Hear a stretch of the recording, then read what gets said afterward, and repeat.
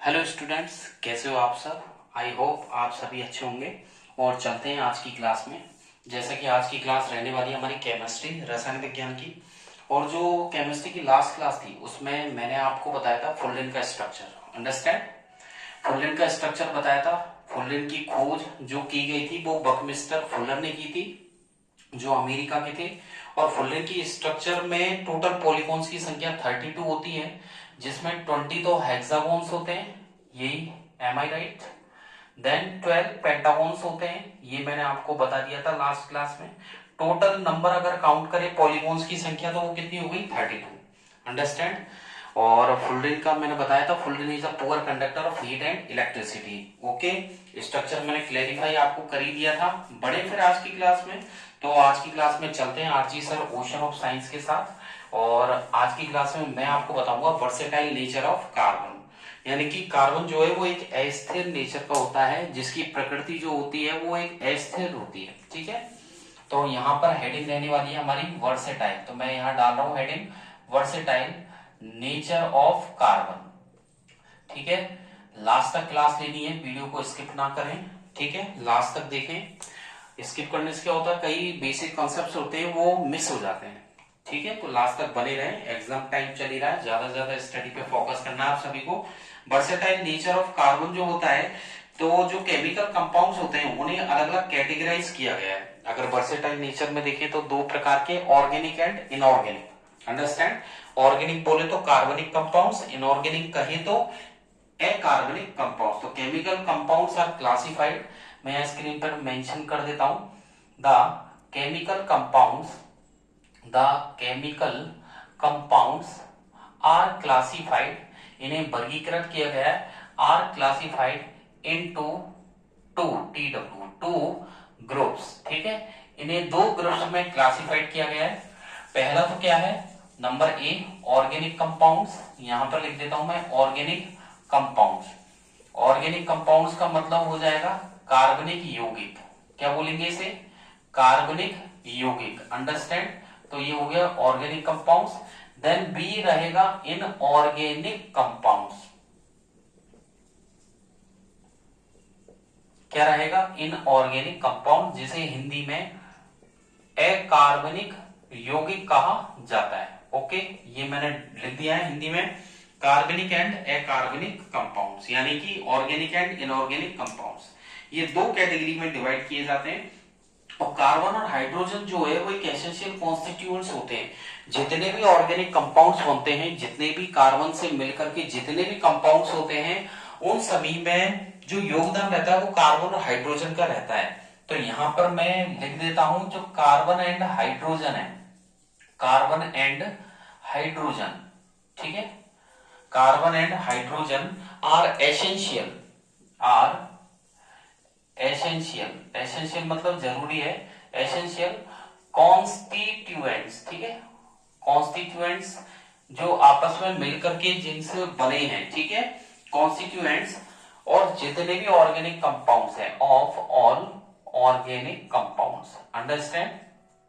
यहां पर मैंने मेंशन कर दिया स्क्रीन पर कि जो कार्बन और हाइड्रोजन होते हैं, जितने भी ऑर्गेनिक कंपाउंड्स बनते हैं कार्बनिक यौगिक, उनमें कार्बन और हाइड्रोजन का रोल रहता है। ओके, बढ़े आगे की तरफ। अब मैं आपको बताने वाला हूं कैटिनेशन। तो यहां पर जो टॉपिक आएगा वो आएगा कैटिनेशन। ये भी इंपॉर्टेंट है, अच्छा है।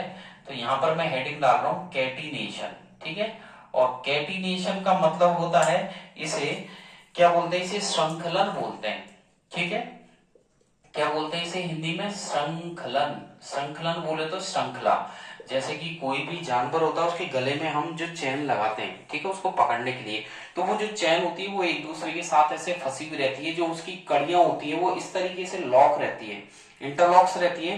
तो ऐसे ही यहाँ कार्बन कार्बन के साथ इंटरलॉक रहता है, फंसा हुआ रहता है। ठीक है, तो उसे बोलते हैं कैटिनेशन। ओके, तो कैटिनेशन का मतलब होता है श्रृंखलन। ये एक ऐसी प्रॉपर्टी होती है किसी एलिमेंट की, जो सेल्फ लिंक्ड एटम से, जो कोवलेंटली एटम होते हैं, कोवलेंटली बॉन्ड बनाते हुए एटम रहते हैं, वो आपस में स्ट्रॉन्ग चेन या ब्रांच चेन या रिंग चेन से बंधे हुए रहते हैं। तो यहां पर मैं स्क्रीन पर लिखूंगा कैटी, आप भी नोट कीजिएगा, catenation is the property, catenation is the property, catenation is the property of an element, ये तत्व की ऐसा गुणधर्म होता है, ये तत्व की ऐसी प्रॉपर्टी होती है जिसमें कि वर्च्यू ऑफ विच, जिस वर्च्यू का मतलब होता है गुण, वर्च्यू का मतलब होता है गुण, virtue of which, virtue of विच, ठीक है, जिसमें कि, ठीक है, वो आपस में लिंक रहते हैं, there is self linking, self linking मतलब आपस में मिले हुए, there is self linking of atoms, यानी कि परमाणु की, there is self linking of atoms. फिर आगे मैंने लिखा है कोवलेंटली, कोवलेंटली का मतलब है जो संयोजक बंधों द्वारा कोवलेंटली, और कोवलेंटली आपस में बंद होकर के क्या बनाते हैं, to form strong, to form strong chain, ठीक है, या तो वो एक स्ट्रॉन्ग चेन का निर्माण करते हैं और ब्रांच्ड चेन भी बना सकते हैं, कौन सी, ब्रांच्ड चेन, वो ब्रांच चेन भी बना सकते हैं, स्ट्रॉन्ग चेन भी वो बना सकते हैं, स्ट्रॉन्ग चेन, ब्रांच चेन, और साथ में रिंग चेन भी वो बन सकती है, ठीक है। तो देखिए 3 प्रकार की चेन हो गई, स्ट्रॉन्ग चेन, ब्रांच मतलब पेड़ की शाखाओं जैसी, शाखित चेन जिसे बोलते हैं, शाखित श्रृंखला, और रिंग चेन, ठीक है। इस प्रॉपर्टी को कैटिनेशन बोला जाता है, इसे श्रृंखलन बोला जाता है।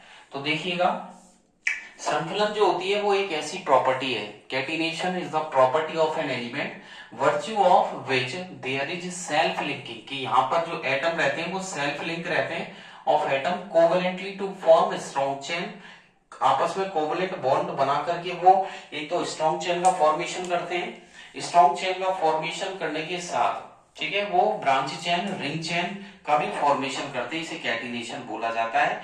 और यहाँ पर मैं आपको सिखाने वाला हूँ स्ट्रेट चेन अरेंजमेंट, ठीक है, जैसे कि देखिएगा यहाँ पर हेडिंग डाली है मैंने, मैं आपको straight STRAIGST straight chain arrangement सिखा रहा हूँ यहाँ, ठीक है। अरेंजमेंट मतलब जो व्यवस्था है स्ट्रेट चेन की, किस तरीके से कार्बन कार्बन आपस में लिंक रहते हैं। तो देखिएगा स्ट्रेट चेन में आपको इस तरीके से मिलेगा, single bond C, single bond C, single bond C, इस तरीके से, क्योंकि कार्बन की चूंकि 4 वैलेंसी होती है, लास्ट शेल में 4 इलेक्ट्रॉन है, ये स्ट्रेट चेन अरेंजमेंट, ये स्ट्रेट चेन अरेंजमेंट है, बिल्कुल सीधा है, देख लीजिए 5 कार्बन का भी हो सकता है, ये single bond C, single bond C, single bond C, single bond C, single bond C, 6 का भी हो सकता है स्ट्रेट चेन, इस तरीके से दिख रहा है आपको। इस कार्बन के 4 तो 1 2 3 4, इसके 4 1 2 3 4, इसके 4 1 2 3 4, इसके भी 4 1 2 3 4, इस वाले कार्बन के 4 1 2 3 और 4, इस वाले के 1 2 3 और 4। तो ये जो अरेंजमेंट है ये स्ट्रेट चेन अरेंजमेंट है, मैं इसमें ये बताना चाह रहा हूं, आप अच्छे से पहचान कर लीजिए।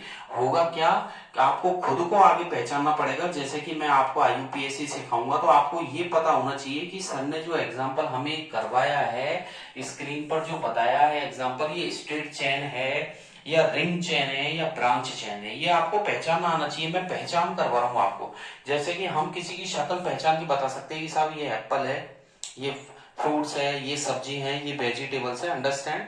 तो आप पहचान कर ही तो बता सकते हैं, बच्चा जब होता है और उसको पहचान करके तो सिखाया जाता है। ऐसे ही आप लोग सीखिए कि आपको एक के बाद एक कार्बन बिल्कुल स्ट्रेट मिल जाए, इस तरीके से मिल जाए, मिनिमम 2 कार्बन हो, 3 हो, 4 हो, 5 6 7 8 कितने भी हो सकते हैं, अगर आपको सीधा बिल्कुल मिले, that is the straight chain arrangement, understand. अब आपको मैं ब्रांच चेन सिखा रहा हूं, तो इधर देखिए स्ट्रेट चेन हो गया, इसको हटा देते हैं। अब दूसरा एग्जांपल मैं आपको ब्रांच चेंज अरेंजमेंट सिखाता हूं यहाँ पर। तो देखिएगा यहाँ पर मैं हेडिंग डाल देता हूँ ब्रांच चेन, तो दूसरा एग्जांपल हो जाएगा ब्रांच्ड यानी कि शाखाओं का।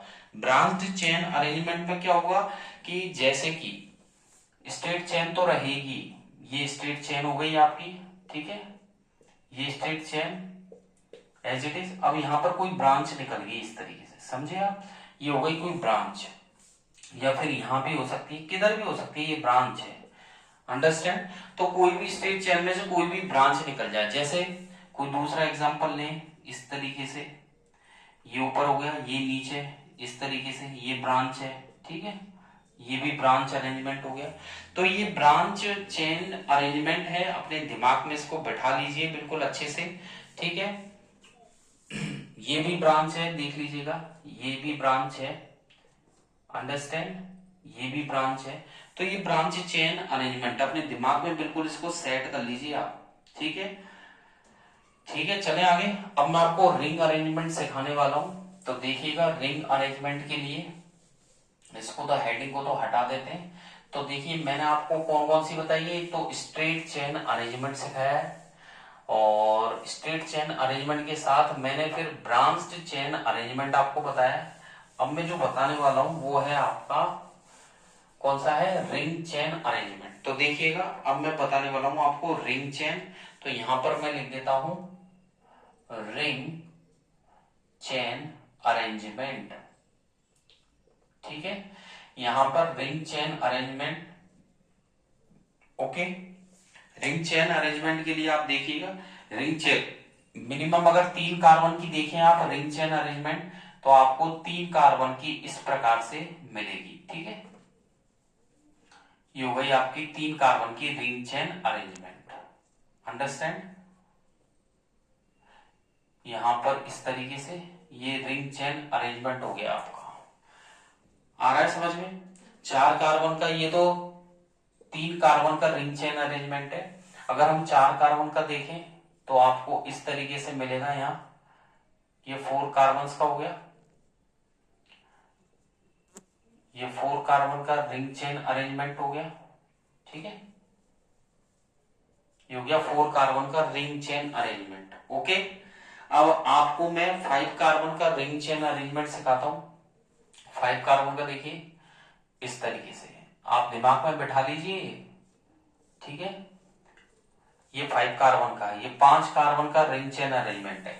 आपसे क्लियर एग्जाम में देगा 3 कार्बन का रिंग चेन अरेंजमेंट बताइए, यानी कि मिनिमम जो रिंग बनेगी वो 3 कार्बन की बनेगी। 2 कार्बन की रिंग चेन, 2 कार्बन की रिंग चेन बनना पॉसिबल ही नहीं है, अंडरस्टैंड। आप खुद दिमाग लगाइए, 2 कार्बन को कैसे आप इंटरलॉक करोगे, नहीं कर सकते ना। तो 2 कार्बन को इंटरलॉक नहीं कर सकते तो रिंग चेन बनेगी नहीं। तो मिनिमम 3 कार्बन की रिंग चेन से स्टार्ट होता है, अपने दिमाग में सेट कर लीजिए बिल्कुल, ठीक है। मैक्सिमम कितने हो सकते हैं, मिनिमम 3 कार्बन की रिंग चेन है। ये 4 कार्बन, ये 5 कार्बन की रिंग चेन है, अंडरस्टैंड। इसको अपने दिमाग में बैठा लीजिए, ठीक है। यहां पर चले आगे की तरफ। ये 3 कार्बन के बाद अब ये जो है इसको मैंने यहां पर लिखा है, तो यहां पर देख लीजिएगा, इसको ऐसे यहां पर, ओके। 5 कार्बन की जो रिंग चेन है इस वाले को ऐसे भी बना सकते हैं हम लोग, देख लीजिएगा। यहां पर पे आप ऐसे भी इसको बना सकते हैं, ठीक है। यहां पर ये डबल बॉन्ड, ये डबल बॉन्ड, ये डबल बॉन्ड, ये डबल बॉन्ड, और ये इस तरीके से ये आप रिंग चेन यहां पर भी क्रिएट कर सकते हैं, इस तरीके से बना सकते हैं, ओके। चलें आगे की तरफ। अब आपको बेंजीन बना के बताता हूं। 6 कार्बन की रिंग चेन। तो देखिए 6 कार्बन की रिंग चेन कहलाती है बेंजीन, ठीक है। तो 6 कार्बन की रिंग चेन देखिए किस तरीके से बनेगी। 6 कार्बन की रिंग चेन बनेगी इस तरीके से, ये होगी 6 कार्बन की रिंग चेन, अंडरस्टैंड। अभी तो बेंजीन है नहीं, ये 6 कार्बन है, ठीक है। अब बेंजीन हमें बनाना है, तो हम एक डबल बॉन्ड इधर लगा देंगे, इसको छोड़ देंगे, एक डबल बॉन्ड इधर, इसको सिंगल बॉन्ड, एक डबल बॉन्ड इधर, ठीक है। देख लीजिएगा, बिल्कुल आपको दिख रहा होगा स्क्रीन पर, दिख रहा है, नजर आ रहा है। तो double bond single bond, double bond single bond, double bond single bond, okay. Clear नजर आ रहा है, क्या नजर आ रहा है, double bond single bond, double bond single bond, double bond. यहां पर एक हाइड्रोजन आप, क्योंकि कार्बन का जो एटॉमिक नंबर है मैंने बताया था लास्ट क्लास में, और अब तक बताते ही आ रहा हूं, जितनी भी केमिस्ट्री की क्लास हुई है अपनी कार्बन एंड इट्स कंपाउंड में, मैंने आपको बार बार हर सेंटेंस में बाई चांस कम से कम 100 टाइम से ऊपर बता दिया होगा। कार्बन का एटॉमिक नंबर 6 है और लास्ट शेल में 4 होते हैं, तो आपको केवल 4 से मतलब है, इन किसी से मतलब नहीं है। तो कार्बन के लास्ट शेल में 4 इलेक्ट्रॉन, यानी कि कार्बन के साथ हमेशा कितने हाइड्रोजन का जोड़ा रहेगा, 4 कार्बन। मतलब कार्बन के जैसे नेताजी के पीछे उनके घूमते नहीं है चमचे, तो इसी प्रकार से। तो वही वाली बात है, तो कार्बन के पीछे यानी कि 4 हाइड्रोजन हमेशा घूमेंगे, ठीक है। तो पहला, अब इस कार्बन की बात करें तो 1 2 यानी कि डबल बॉन्ड है तो 2 हाइड्रोजन, एक 3 और एक 4। अब इधर देखो इस कार्बन की 1 2 3 और एक 4 हाइड्रोजन। अब इस कार्बन की बात करें तो 1 2 डबल बॉन्ड का मतलब 2 हाइड्रोजन होता है, और ट्रिपल बॉन्ड का मतलब 3 हाइड्रोजन, और सिंगल बॉन्ड का मतलब सिंगल हाइड्रोजन होती है, ये अपने दिमाग में बैठा लेना। तो एक सिंगल बॉन्ड है तो 1 हाइड्रोजन, 2 हाइड्रोजन, 3 और एक मैंने लगा दी 4। ऐसे ही इस कार्बन के लिए 1 2 3 और एक मैंने लगा दी सिंगल बॉन्ड के साथ। यहां पर 1 2 3 और एक मैंने लगा दी सिंगल बॉन्ड के साथ। इस पर 1 2 3 और एक मैंने लगा दी सिंगल बॉन्ड के साथ। अंडरस्टैंड? ये बन गया आपका बेंजीन का स्ट्रक्चर। किसका बन गया? बेंजीन। और बेंजीन का दूसरा भी इस तरीके से भी हम लोग कर सकते हैं, जैसे मैं यहां करना चाहूं सी सिंगल बॉन्ड सी, ठीक है। देख लीजिएगा, ऐसे भी हम लोग बना सकते हैं, ये भी बेंजीन का स्ट्रक्चर हो जाएगा इस तरीके से। डबल बॉन्ड, ठीक है, डबल बॉन्ड, इधर डबल बॉन्ड, इधर डबल बॉन्ड, यहां डायरेक्ट सी एच, ये सी एच, ये सी एच, ये सी एच, ये सी एच और ये सी एच। ये भी बेंजीन का स्ट्रक्चर है, ठीक है। और एक तरीका और है बेंजीन का स्ट्रक्चर। कौन सा? बेंजीन का एक तरीका और है, देख लीजिएगा। बेंजीन का दिखाने का एक तरीका और है, वो ये है, आप ऐसे भी बना सकते हैं, ठीक है। ये इस तरीके से, थोड़ा सा तिरछा हो गया, तो देख लीजिएगा बेंजीन को ये तरीका भी है इस तरीके से, ठीक है। ये भी बेंजीन का स्ट्रक्चर है, ठीक है। तो बेंजीन के 3 है, एक तो ये बना ही दिया, वैसे तो 2 ही हुए, ये तो यही है, लेकिन इसको हमने सिंगल बॉन्ड थोड़ा खोल के लिख दिया, इसको मैंने डायरेक्ट लिख दिया, तो ये हो गया बेंजीन। तो बेंजीन जो होती है, बेंजीन का जो मॉलिक्यूलर फॉर्मूला वो C6H6, क्योंकि देखिए 1 2 3 4 5 6 कार्बन, तो C6 और 6 3 डबल बॉन्ड है, 3 सिंगल बॉन्ड है, तो कितने हाइड्रोजन बचे? 6, तो C6 और H6। अंडरस्टैंड? तो ये बेंजीन का हो गया।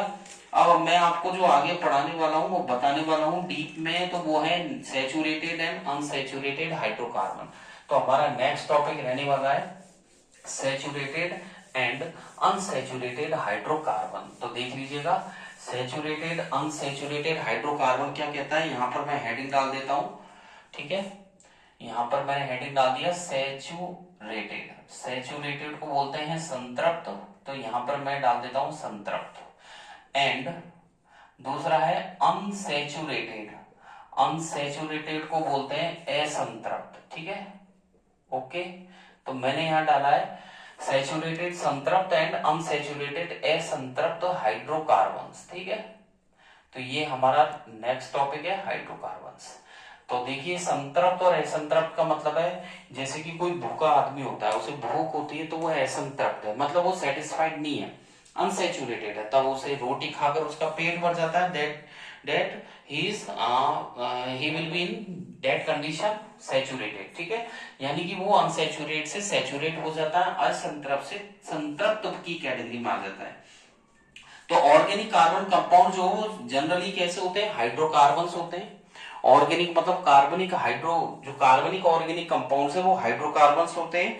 और वो कौन कौन से रखते हैं? मैंने आपको बताया था कार्बन और हाइड्रोजन का जोड़ा हमेशा फिक्स है, जहां कार्बन जाएगा वहां हाइड्रोजन तो जाएगा ही जाएगा, ठीक है। तो कार्बन और हाइड्रोजन से मिलकर हाइड्रोकार्बन बनाया, और ये कोवलेंटी बॉल से, कोवलेंटी जो बॉन्ड है उसे बंधे हुए रहते हैं। जो कार्बन की जो बैलेंसी होती है वो टेट्रा बैलेंसी होती है, क्योंकि कार्बन के लास्ट शेल में 4 है, तो कार्बन टेट्रा बैलेंसी रखता है। तो स्टार्ट करते हैं, ठीक है, आरजी सर के साथ। तो लिखिएगा स्क्रीन से, ऑर्गेनिक कार्बन कंपाउंड साथ लिखिएगा, ऑर्गेनिक कार्बन कंपाउंड्स, ठीक है। Organic carbon compounds are generally, अक्सर जो ऑर्गेनिक कार्बन कंपाउंड्स है आर जनरली क्या होते हैं? ये हाइड्रोकार्बन्स, जनरली हाइड्रोकार्बन्स, ठीक है। विच कंटेन, जो कि रखते हैं, विच कंटेन क्या रखते हैं? ये कार्बन एंड हाइड्रोजन। तो कार्बन का मैंने यहाँ सिंबल लिख दिया है C, एंड हाइड्रोजन का मतलब यहाँ H, मैंने सिंबल लिख दिया है, ठीक है। और ये जो एटम्स होते हैं कार्बन एंड हाइड्रोजन एटम्स, ये क्या होते हैं आपस में लिंक होते हैं, ठीक है।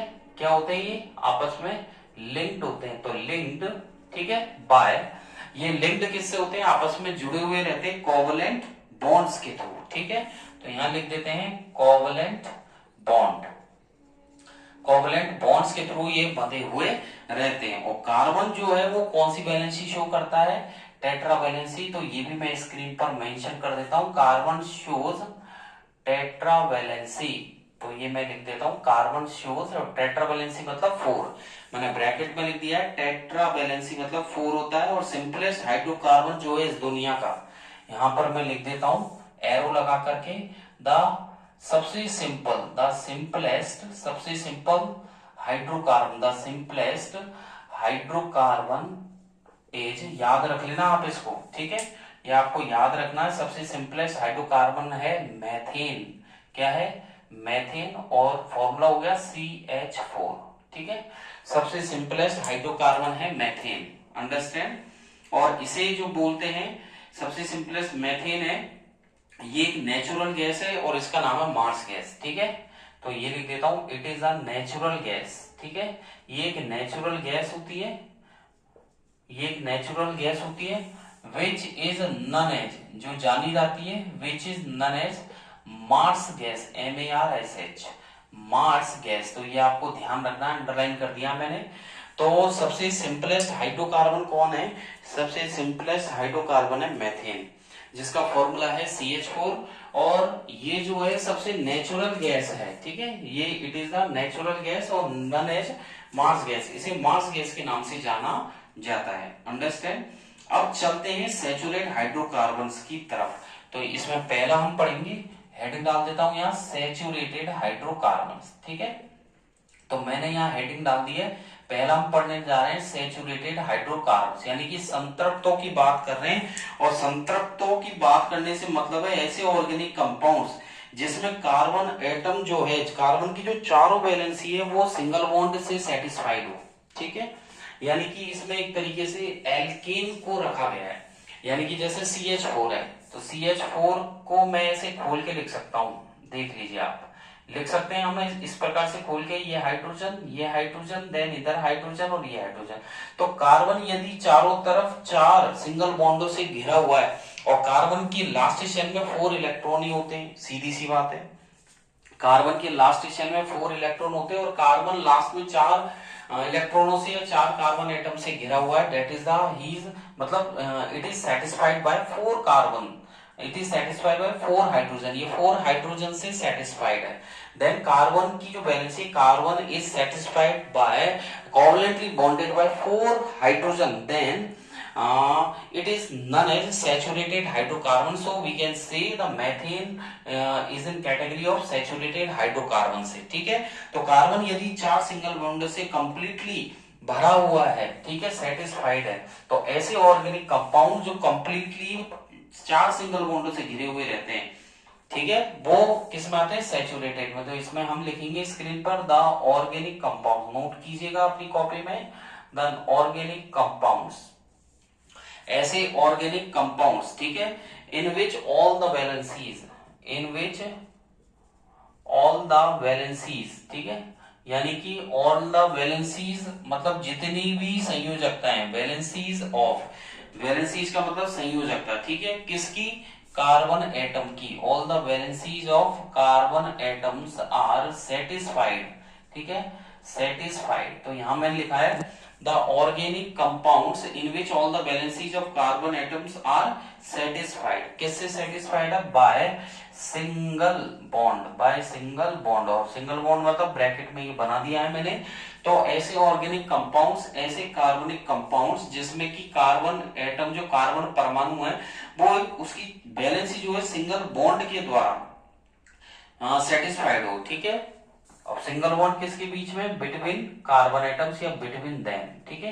तो यहां लिख दिया है मैंने, बिटवीन देम आर कॉल्ड, उसे कहा जाता है सैचुरेटेड, उसे कहा जाता है सैचुरेटेड हाइड्रोकार्बन्स, ठीक है, सैचुरेटेड हाइड्रोकार्बन्स। तो मैंने यहां लिखा है कि ऐसे ऑर्गेनिक कंपाउंड जिसमें कार्बन कार्बन के बीच में सिंगल बॉन्ड हो और वो उसकी बैलेंसिंग मतलब सेटिस्फाइड हो, ठीक है, उन्हें क्या बोलते हैं, सैचुरेटेड हाइड्रोकार्बन। और इसके अंदर जनरली अनरिएक्टिव ये हाइड्रोकार्बन्स होते हैं।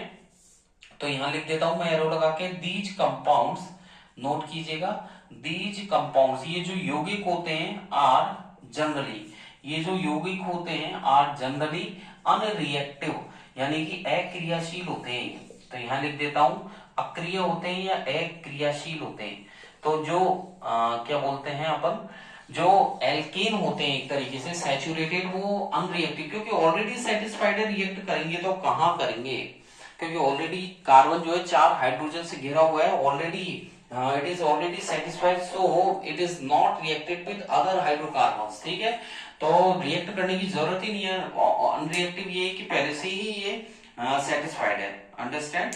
और इसमें जो एग्जांपल आएगा, इसमें हम एग्जांपल लेंगे एल्कीन का, ठीक है। तो आप ध्यान रखिएगा, यहाँ पर जो एग्जांपल है वो एल्कीन का रहेगा, यानी कि सिंगल बॉन्ड, यहां लिख देता हूं सिंगल बॉन्ड, ठीक है। तो देखिए एल्केन, हिंदी में इसे इस तरीके से लिखा जाता है, ये हो गया एल्केन जो सिंगल बॉन्ड है। अब चलते हैं अनसैचुरेटेड की तरफ, ये सैचुरेटेड हो गया, अनसैचुरेटेड में इसी में चेंज कर दें, ठीक है। इसमें ये चेंज करेंगे हम लोग अनसैचुरेटेड में कि यहां पर तो मैं हेडिंग को सैचुरेटेड को तो बना देता हूं अनसैचुरेटेड, ठीक है। और अनसैचुरेटेड में ये रहेगा कि ऐसे organic compounds in which either a, ठीक है, यहां पर ये जो बैलेंसेज है इसको हटा देता हूं, यहां से इसको हटा देता हूं, ठीक है। यहां पर ये रहेगा इन विच आइदर, ठीक है, either a double bond, either a double bond, bracket में बना दिया मैंने double bond, the organic compounds in which either a double bond और ए ट्रिपल बॉन्ड, ठीक है, और ए ट्रिपल बॉन्ड, ये हो गया ट्रिपल बॉन्ड। तो ऐसे अब हम पढ़ रहे हैं अनसैचुरेटेड हाइड्रोकार्बन, यानी कि ऐसे ऑर्गेनिक कंपाउंड जिसमें या तो डबल बॉन्ड रहेगा या ट्रिपल बॉन्ड रहेगा, ठीक है, किसके बीच में, इज प्रेजेंट, ये प्रेजेंट रहेगा, is present between between two carbon atoms, minimum 2 carbon atom के बीच में, between 2 carbon atoms is called, उसे बोलेंगे अनसैचुरेटेड, क्या बोलेंगे, अनसैचुरेटेड, ध्यान रखना, उसे बोलेंगे अनसैचुरेटेड हाइड्रोकार्बन्स, ठीक है, ओके, यहां आ गया फुल स्टॉप। तो यानी कि ऐसे organic compounds, the organic compounds in which either a double or triple bond is present between 2 carbons is called unsaturated hydrocarbon, understand. इसके जो एग्जांपल रहेंगे वो रहेंगे, एक तो रहेगा एल्कीन, ठीक है, इसे हिंदी में बोलते हैं एल्कीन, और ये आपका रहेगा डबल बॉन्ड यहाँ पर, ठीक है। और दूसरा एग्जांपल यहाँ पर रहेगा एल्काइन, अंडरस्टैंड, यहाँ पर लिख देता हूं मैं एल्काइन, एल्काइन का पहचान है ट्रिपल बॉन्ड रहेगा, ओके। तो एल्कीन और एल्काइन यहाँ पर रहने वाले हैं। अब मैं आपको आगे जो बताऊंगा, जो वो बताऊंगा मैं फॉर्मेशन ऑफ एल्केन। तो आज की क्लास में तो हम लोग इतना ही करेंगे, नेक्स्ट क्लास में मैं आपको एल्केन का फॉर्मेशन सिखाऊंगा, फिर मैं आपको मैथीन के एग्जांपल्स, मैथीन एल्केन में जैसे मैथीन है, फिर मैं आपको एथीन भी इसमें बताऊंगा, फिर एल्कीन का फॉर्मेशन भी आपको बताऊंगा। आज की क्लास आपको अच्छी लगी हो तो लाइक कीजिएगा, ज्यादा से ज्यादा अपने ग्रुप्स में शेयर कीजिएगा और बेल आइकन पे जरूर क्लिक कर दीजिएगा। इससे क्या होगा, जब भी मैं क्लास लूंगा तो मेरा जो नोटिफिकेशन है क्लासेस का वो बिना वेट किए आपके मोबाइल पे आ जाए, ठीक है।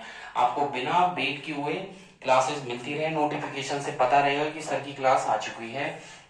और जो भी अपना डाउट हो, जो भी क्वेरीज हो, तो you can type in the comment box your queries and doubts, तो वहां से भी आपको you will obtain the satisfied answer from the comment box, आपको वहां से मिलेगा। और टेलीग्राम की जो लिंक है वो मैंने डिस्क्रिप्शन में, हर किसी क्लासेस की डिस्क्रिप्शन में डली हुई है, वहां से क्लिक करके आप मेरे Telegram page R G sir ocean of science को ज्वाइन कर सकते हैं। और वहां से ज्वाइन करके जो डिटेल में डेफिनेशन पढ़नी है, डीप में अगर जानकारी चाहिए कार्बन्स के बारे में, हाइड्रोकार्बन्स के बारे में, सैचुरेटेड अनसैचुरेटेड हाइड्रोकार्बन्स के बारे में, ठीक है, एल्कीन एल्कीन एल्काइन के बारे में, तो वहां से आप नोट कर सकते हैं, पढ़ सकते हैं at any time, these are the all free from my side, ठीक है। तो सब कुछ और आप पढ़ सकते हैं, कोई भी डाउट हो स्ट्रक्चर में हो तो आप क्लियर कर सकते हैं, ठीक है। और ये चल रहा है फरवरी मंथ, एग्जाम टाइम में, तो ज्यादा ज्यादा स्टडी कीजिए और एक टाइम टेबल बनाते हुए, शेड्यूल बनाते हुए पढ़िए, ठीक है। और कल जो नेक्स्ट क्लासेस आएंगी केमिस्ट्री की, तो मैं उसमें आपको बता देता हूं कि मैं क्या टॉपिक आपको पढ़ाने वाला हूं। तो नेक्स्ट क्लास में एक तो मैं आपको बताऊंगा फॉर्मेशन ऑफ एल्केन, ठीक है। तो ये हमारा नेक्स्ट क्लास का टॉपिक रहेगा, formation of alkene, formation of alkene और फॉर्मेशन ऑफ एल्काइन। तो इनके अंदर मैं आपको एग्जांपल सिखाऊंगा, जैसे इसमें मैं आपको methane, ethane, propane, butane, pentane, hexane बनाना सिखाऊंगा। इसमें एथीन, प्रोपाइन, वो sorry ethene, propene, butene, pentene, hexene, heptene सिखाऊंगा। एल्काइन में मैं आपको एथाइन, ठीक है, प्रोपाइन, ब्यूटाइन, पेंटाइन, हेक्साइन भी मैं इसमें आपको बताने वाला हूँ। और बड़ा इंटरेस्टिंग टॉपिक है, अगर आप इंटरेस्ट लेके पढ़ेंगे तो सब कुछ पॉसिबल है। और इस तरीके से हमारा नेक्स्ट क्लास केमिस्ट्री का टॉपिक रहेगा कार्बन एंड इट्स कंपाउंड, जो कि चैप्टर चल रहा है। अल्टरनेट क्लासेस आप लेते रहे। फिजिक्स में जो हमारी क्लासेस चल रही है वो इलेक्ट्रिसिटी वाला चैप्टर, मैंने उसमें रेजिस्टेंस तक हम लोग पहुंच चुके हैं और जल्दी ही उसे कवर अप करेंगे। रेजिस्टेंस के बाद उसके न्यूमेरिकल्स हैं, फिर आगे की तरफ मैं आपको वोल्टमीटर और अमीटर इनकी डीप में जानकारी देते हुए आगे बढ़ाते हुए लेके चलूंगा और कोशिश करूंगा एग्जाम से पहले electricity and magnetic effect of electric current को कंप्लीट करने का फ्रॉम माय साइड, ठीक है। Then connected to carry on and connected to आदिशर ओशन ऑफ साइंस, ठीक है। बने रहे, धन्यवाद। और आज ज्यादा ज्यादा स्टडी कीजिए, ठीक है। Thank you, bye bye. और पढ़ते रहिए, कोई भी दिक्कत हो तो राहुल सर से पूछते रहिए, ठीक है। Thank you, bye bye.